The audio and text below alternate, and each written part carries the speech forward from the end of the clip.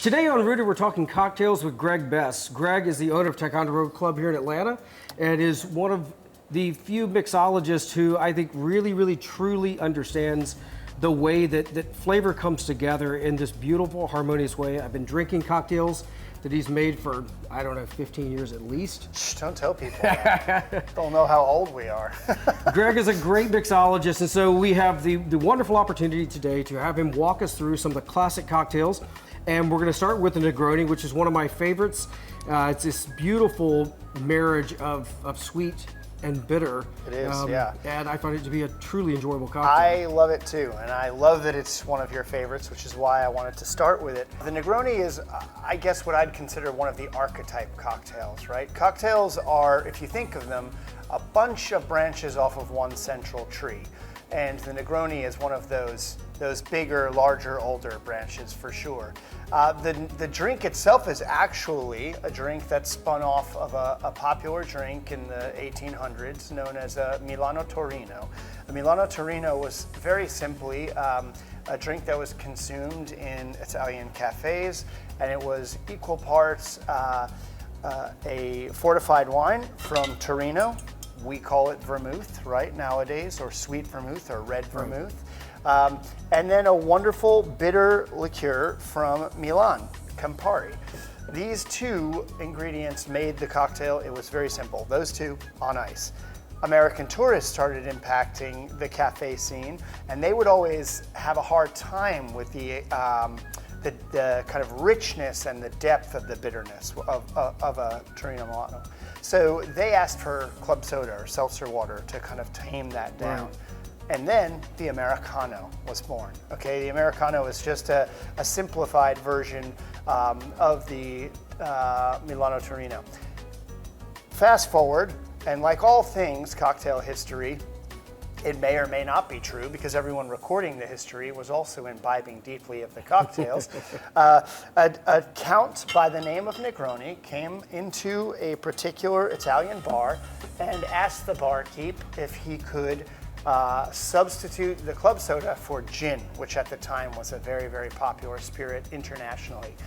Hence, the Negroni was born.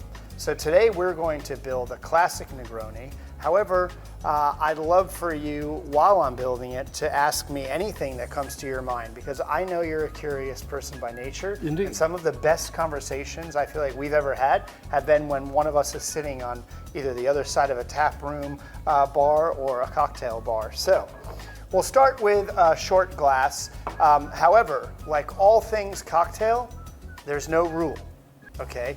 So the glass is up to you. If you want to serve this drink in a stemmed glass, like what some people would call a martini glass or a champagne coupe, go for it.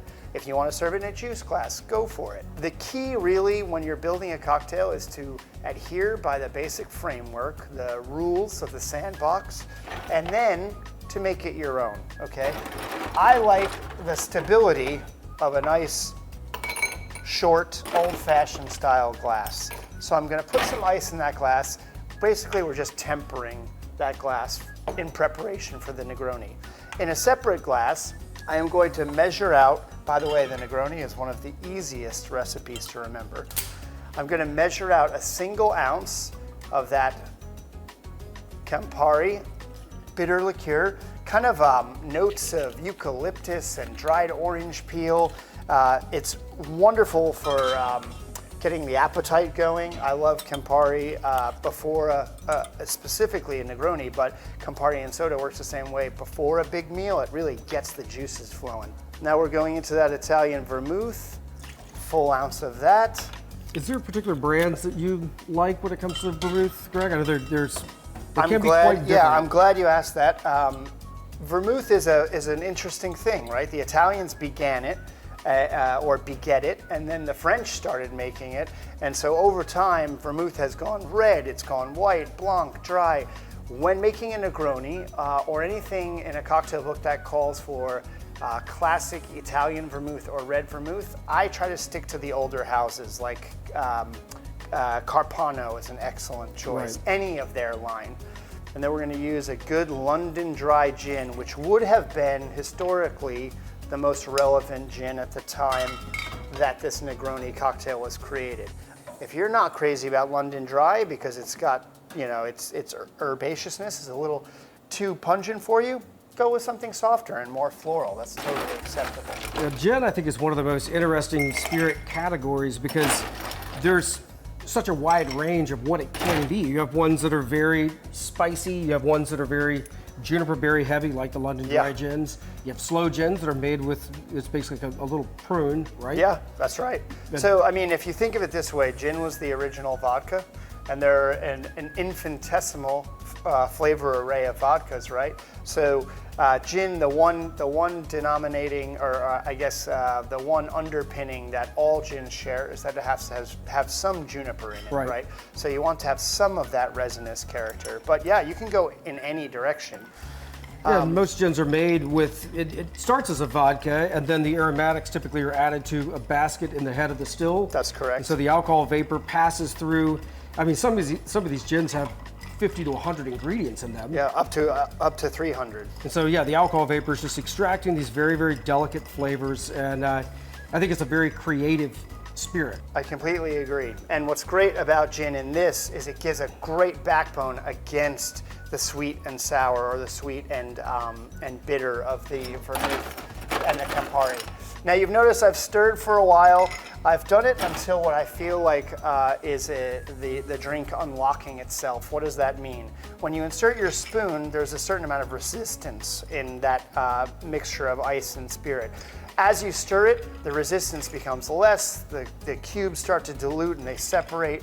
When your spoon moves pretty fluidly and easily, you'll know you have a proper amount of dilution. It's important to dilute a drink that is all spirit so that it doesn't knock you on your backside right off the bat. However, dilution, like many parts of the cocktail construction, are relevant only to your personal taste. Some people like a very brief stir. Some people like a much more extended stir, bringing the dilution level up, the alcohol down, and making it kind of sweeter and kind of rounder. Lastly, I'm going to finish with some fresh citrus. Always, just as a side note, briefly wash your citrus to remove any dirt or wax. I'm going to peel a good swath there, and then I'm going to gently fold the peel, and that's going to release all the aromatic oils, right? And I'm going to kiss the rim of the glass with those oils. Cocktail should always be enjoyed first with the eyes, second with the nose, and lastly with your palate, which should thread all of those things together. There you have it, my friend, a Negroni. Beautiful. One thing worth mentioning, as is often the case with cocktail recipes, this Negroni can be not just substituted with gins, but you can actually change the format of the drink with your base spirit. So say we take the gin out and we plug in bourbon whiskey. Well, you have a Boulevardier, another very famous classic cocktail. You could remove the Italian red vermouth and substitute French dry vermouth and some Canadian rye whiskey, and then you have an Old Pal. So there are a number of doors that you can unlock with this single key being the Negroni. I love this. This is so good, Greg.